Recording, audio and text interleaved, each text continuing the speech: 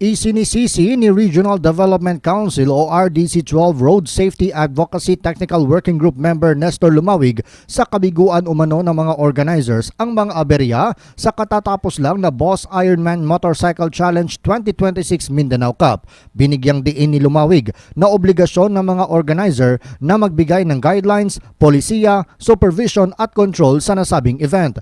Ayon pa kay Lumawig, ang magandang hangarin ng nasabing aktibidad na pagsulong sa road safety ay natabunan ng serye ng road crash accidents. Marami din sa mga participant ayon kay Lumawig ang iligal na gumamit ng sirena, blinkers at wangwang na anya ay para lang sa emergency cases. Nilabag din ng mga participants ang mga lokal na ordinansa. Definitely sa akong opinion, hindi dapat. We still lack ng tinatawag na procedural guidelines. Pwedeng managot yung organizer dyan, failure to supervise and control, paglalagay ng mga safeguard sa kanila event. Yung ating mga riders na involved sa road crashes, they could be held liable criminally. Dagdag ni Lumawig, bilang subcommittee ng RDC-12, pwedeng maghain ng panukala ang Road Safety Advocacy Technical Working Group para kondenahin ang Boss Ironman Motorcycle Challenge. Ito ay para maiabot sa National Development Council at mga kaukulang ahensya ng gobyerno. Ang mga organizers ng nasabing event ay ipinagpaliwanag na ng LTO kung bakit hindi sila maaring kasuhan.